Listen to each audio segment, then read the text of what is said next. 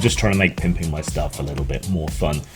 So, I have a YouTube channel, which is where you're probably watching this. That's Postmortem Video. I have a second channel called Grimstream. It's not got the proper name yet, but if you search for it, you should find it. And if you're trying to stop sucking at the teat of YouTube, you can always head on over to BitChute and find me at Grim Jim. Laurence Fox has recently set the cat rather amongst the pigeons after his appearance on Question Time. I recognise I'm a little late to this story. I've been busy, I've had other things to do, but it's more the reaction to Laurence Fox that is interesting me.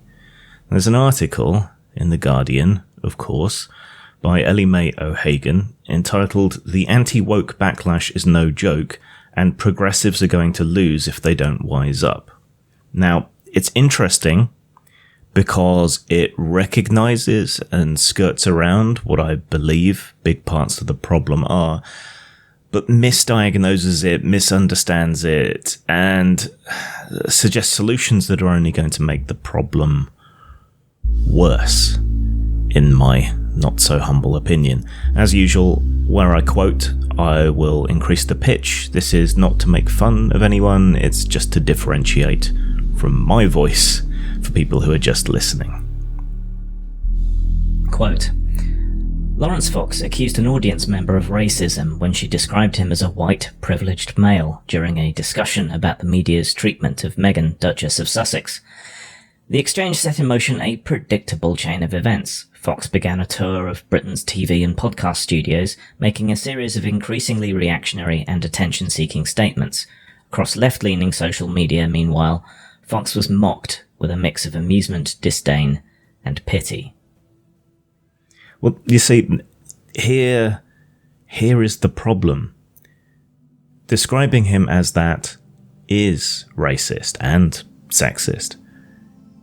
It would be like dismissing someone's opinion for being black, or a member of the underclass, or for being a woman. This is the thing that I think they don't understand, is that Fox is operating within the 90s consensus. You know, we all agreed that race was irrelevant, that sex was irrelevant, that everyone should be treated equally. He is operating within that paradigm, that he should not be dismissed for being white or male, just as someone else shouldn't be dismissed for being black or female. The 90s socially liberal consensus that she's talking about won, and Fox is operating within that paradigm. The person violating that paradigm is not Fox. It is the member of the audience. They are dismissing him on the basis of his race, of his gender. That's what doesn't seem to catch in the imagination and the thought processes of these people, that they are now the ones dismissing people, doing them down because of their race, their gender, their sexuality, whatever it might be. You won. And Fox is a manifestation of that victory. Quote, focusing on the shallowness of Fox's opinions leads to the most important element of the Question Time spectacle, the fact that a significant chunk of the audience groaned as soon as the phrase white privilege was uttered. Fox was not the only person in that studio who was weary of contemporary anti-racist discourse, and he wasn't the only person willing to show it. You see, describing that as anti-racist discourse when it is blatantly, openly, and egregiously racist, there's just this total inability to grasp the problem here, to grasp the extent of the victory, and how the supposedly progressive left now is the illiberal, reactionary, small c conservative force in so many things. That sympathy is not found only on the right, only amongst Daily Mail readers. It is found amongst centrists, people on the left, people on the traditional left, people on the old school left, libertarians, small l. Everywhere, people are fed up with being lectured and being treated as subhuman in exactly the same way that women and racial minorities were tired of it before, especially since they have internalized and accepted that everyone should be treated equally, and it is the progressive left that is acting in a way that is contrary to those beliefs. Quote, among liberals, Fox may be the object of mocking scorn, but his sudden notoriety is just one symptom of a growing anti-woke backlash that deserves closer examination. Yeah, and it's found across the political spectrum. People are fed up with it. People are fed up with the hypocrisy. Yeah, generally, when you're being a hypocrite, you're at least trying to do the right thing, and that is generally laudable. You know, everyone makes mistakes, everyone fails. But this is not laudable. This is systemic. This is endemic. Everywhere this hypocrisy exists. Excuses are made. Definitions are changed. Privilege plus power. I mean, privilege itself has been redefined out of all meaning. People can't communicate. People are constantly being accused. Everyone is under the spotlight of these woke scolds in this social media panopticon that we have. And there has to be some kind of correction. People who aren't racist are being called racist. People who are racist are having their racism excused because the targets are the right targets. Quote, the reason liberals still believe this consensus holds is that the politics New Labour ushered in was so dominant and all-encompassing that almost every opinion that existed outside of it was dismissed as the view of cranks. And a lot of them are. Now, don't mistake this for me agreeing with every utterance that came out of Laurence Fox's mouth in his subsequent interviews and so on. But in his remonstration of the audience member, he was correct. They were being racist. And this is the thing that needs to be hammered home, that needs to be brought across. Because spurious accusations of racism and dismissing people on racial lines and then seeking some pseudo-academic excuse for it, this is what is driving people away. This is what is creating sympathy for the right, if not directly turning people right-wing. When you accuse someone who isn't racist of being racist, when you rebuff them calling out your racism by making pseudo-academic excuses, they start to question.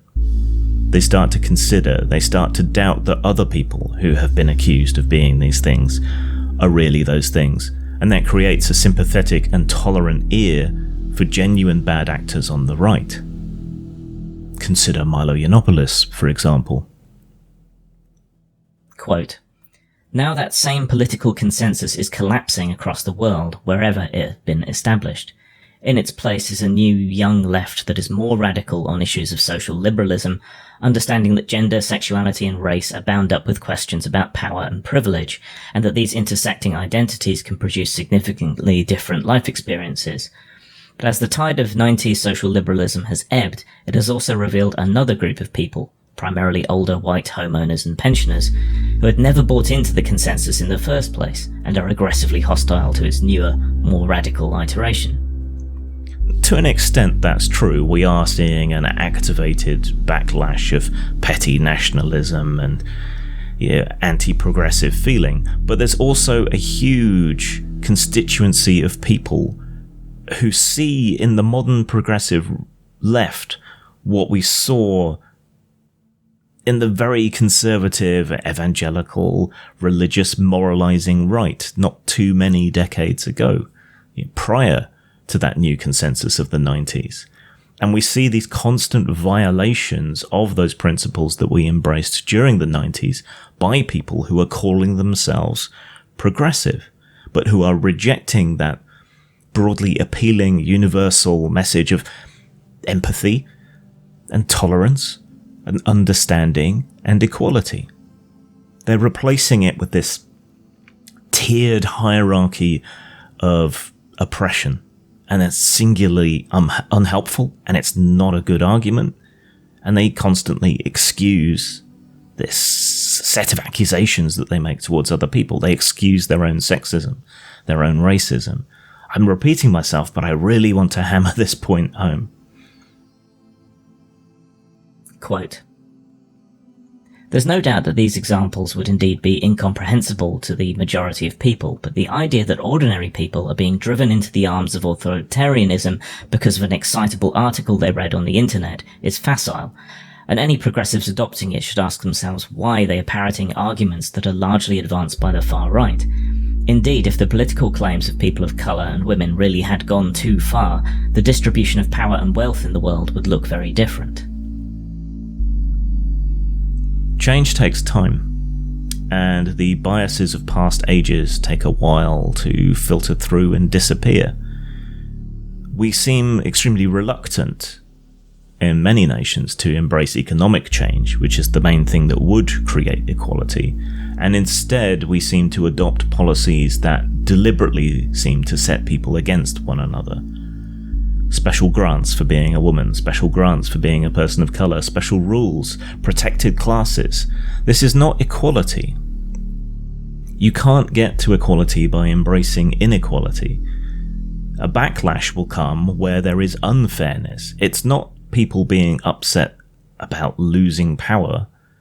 It's people being upset at seeing that even though they have embraced equality and fairness and tolerance and so on for the most part, the people on the other side of the equation have not, and continue to treat them as though they were some sort of oppressive force, simply by virtue of their race, their gender, whatever it might be. And that's a vicious prejudice.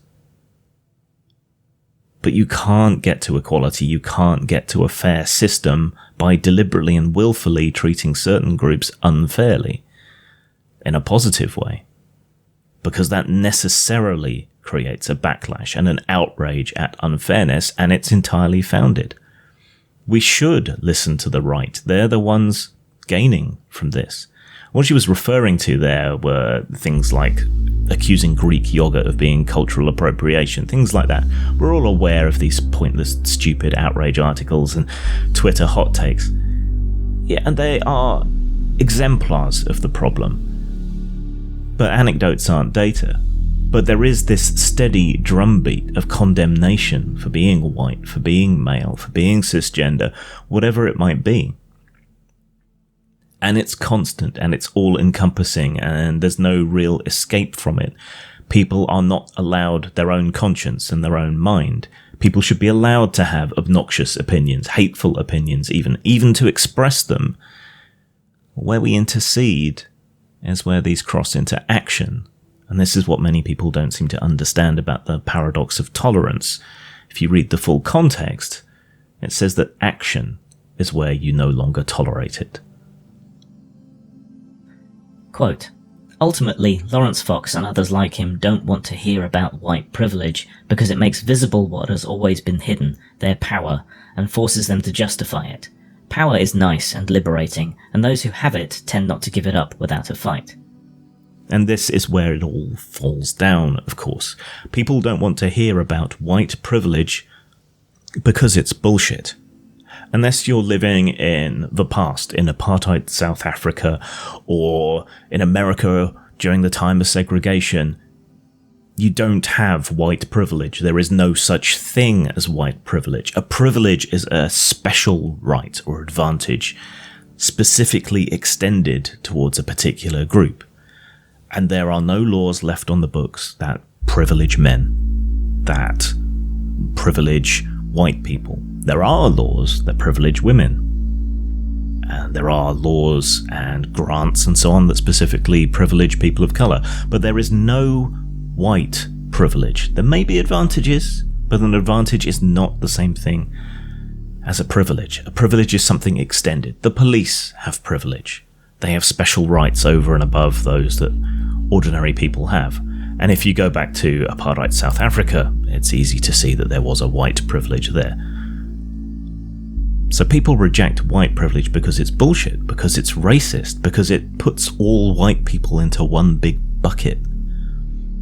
And this isn't a left-wing point of view. A left-wing point of view is that everyone should be treated equally, equal before the law. We should extend to everyone equal opportunities so much as possible. Whereas this pseudo-left woke school doesn't see it that way. They want to hold people accountable for the sins of their presumed ancestors. This is anti-equality, anti-fairness, anti-egalitarian. And this is the root of the objection. You are being enormous hypocrites. And the vast and overwhelming majority of white people do not have power simply because they're white, or at all.